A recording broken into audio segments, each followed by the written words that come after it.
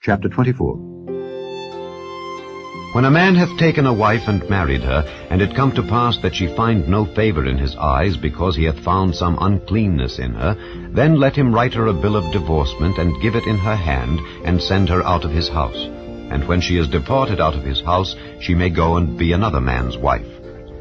And if the latter husband hate her, and write her a bill of divorcement, and giveth it in her hand, and sendeth her out of his house, or if the latter husband die, which took her to be his wife, her former husband, which sent her away, may not take her again to be his wife after that she is defiled, for that is abomination before the Lord.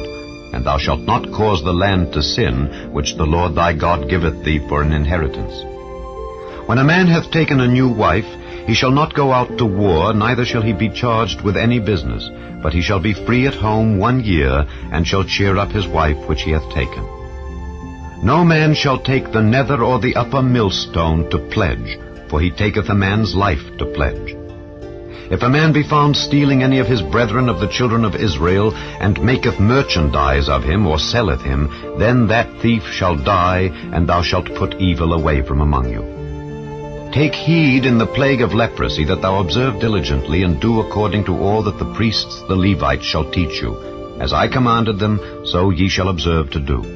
Remember what the Lord thy God did unto Miriam by the way, after that ye were come forth out of Egypt.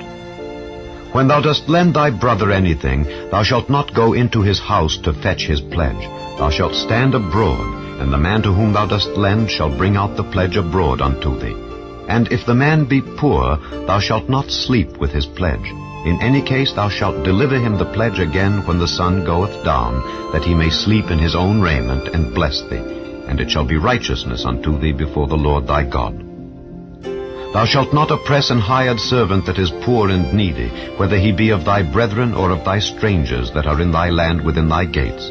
At his day thou shalt give him his hire, neither shall the sun go down upon it, for he is poor, and setteth his heart upon it, lest he cry against thee unto the Lord, and it be sin unto thee.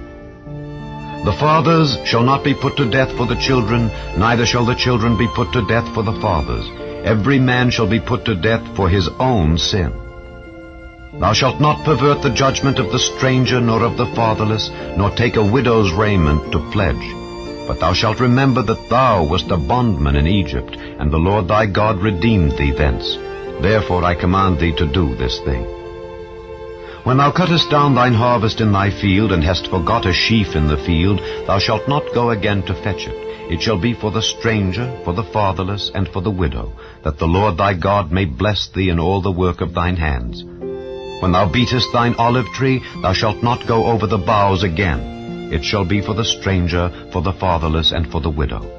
When thou gatherest the grapes of thy vineyard, thou shalt not glean it afterward.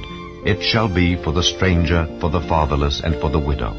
And thou shalt remember that thou wast a bondman in the land of Egypt. Therefore I command thee to do this thing.